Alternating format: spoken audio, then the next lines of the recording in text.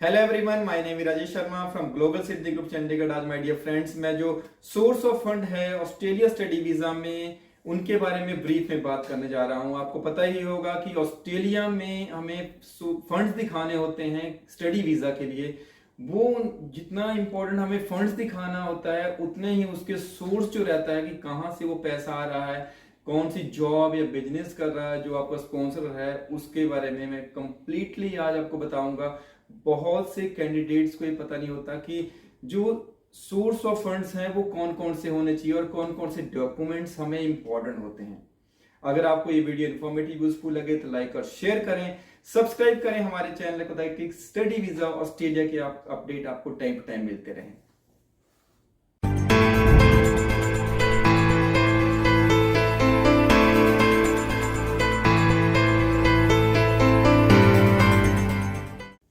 Guys, जैसा कि आपको पता है कि हमें फंड्स जो है, जो मैंने लास्ट वीडियो बनाई थी उसमें सारा इन्फॉर्मेशन दिया था कि हमें कितना फंड्स जो है उसमें दिखाना होता है।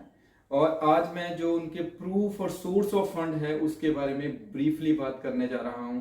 तो जैसे कि आपको जो स्पॉन्सर रहेगा उसके कौन कौन से डॉक्यूमेंट्स लगेंगे, ये सारा ब्रीफ में बताने जा रहा हूं।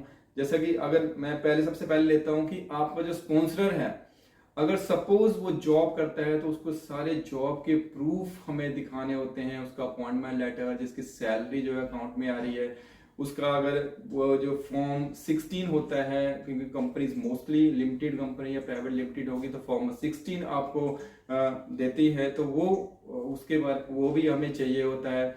इसके साथ साथ विजिटिंग कार्ड, उस कैंडिडेट का जो आपका स्पॉन्सर है उसका विजिटिंग कार्ड भी हमें चाहिए होता है। अब अगर आपका जो स्पॉन्सर है वो बिजनेस में है तो बिजनेस का जो रजिस्ट्रेशन है, वो वाला रजिस्ट्रेशन सर्टिफिकेट, इसमें रजिस्ट्रेशन नंबर रहता है, वो डॉक्यूमेंट हमें चाहिए। उसके बाद जो है उसकी आईटीआरस, बिजनेस की आईटीआरस होती हैं, बैलेंस शीट्स होती हैं, वो लास्ट 2 ईयर्स की वो चाहिए होती हैं, और विजिटिंग कार्ड ऑफ बिजनेस वो भी हमें चाहिए होता है लगाने के लिए। अब अगर आपका स्पॉन्सर जो है वो गवर्नमेंट जॉब में है तो गवर्नमेंट जॉब का आपको पता ही है कि गवर्नमेंट जॉब का जो अकाउंट स्टेटमेंट है वो चाहिए, उसका अपॉइंटमेंट लेटर चाहिए होता है, या फॉर्म 16 वो भी हमें चाहिए होता है। तो मोस्टली आपने देखा ही होगा कि कई स्टूडेंट्स का जो स्पॉन्सर है वो एग्रीकल्चर में होता है, तो ऐसे में हम अवॉइड करते हैं कि एग्रीकल्चर वाला जो है, या आपको एग्रीकल्चर का जो प्रूफ है वो आपको अवॉइड करना चाहिए। अब जो आईटीआरस है, इनकम टैक्स रिटर्न्स, वो आपको पता होगा कि लास्ट 2 ईयर्स की हमें चाहिए होती है। एक से ज़्यादा स्पॉन्सर हो सकते हैं, 2 हो सकते हैं, 3 स्पॉन्सर हो सकते हैं। आपका जो स्पॉन्सर है वो कौन कौन से होंगे, मेनली जो ब्लड रिलेशन में होते हैं वो स्पॉन्सर माने जाते हैं। आपके पेरेंट्स आपको स्पॉन्सर कर सकते हैं, आपके ब्रदर एंड सिस्टर सिबलिंग्स आपको स्पॉन्सर कर सकते हैं, या लास्ट आपके ग्रैंड पेरेंट्स स्पॉन्सर कर सकते हैं। या अगर कोई मैरिड है तो मैरिड का जो स्पॉन्सर है वो, अगर लड़की है तो लड़की के पेरेंट्स होंगे, और अगर लड़का है तो लड़के के पेरेंट्स स्पॉन्सर होंगे। जो इन लॉज हैं वो मैक्सिमम 30% तक ही स्पॉन्सर कर सकते हैं किसी भी कैंडिडेट को।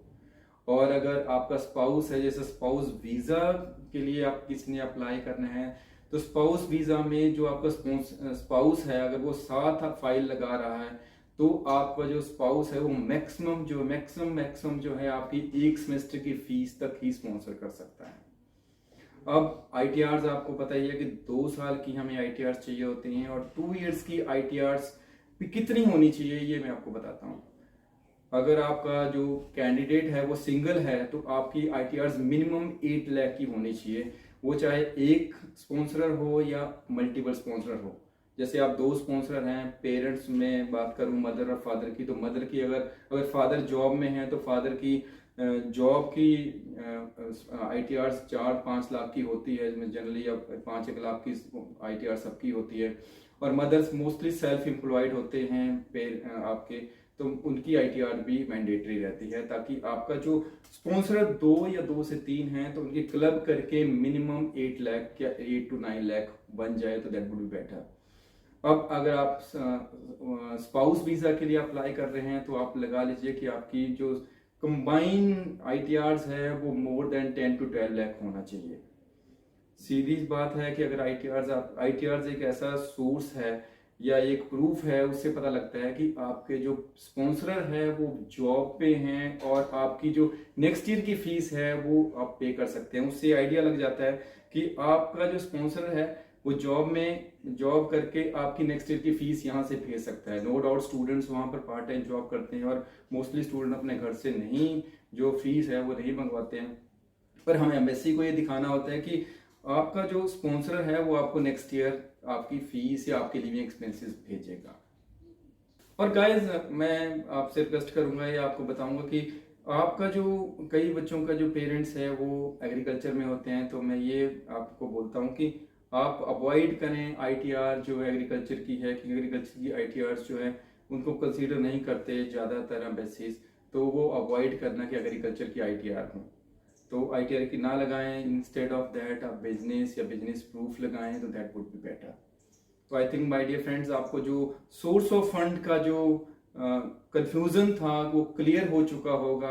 अगर आपको फिर भी कोई डाउट है तो आप मुझे या मेरी टीम को कांटेक्ट कर सकते हैं या हमारी सर्विसेज अवेल कर सकते हैं। We believe in 100% genuine and transparent services. With this guys, thank you very much, best of luck.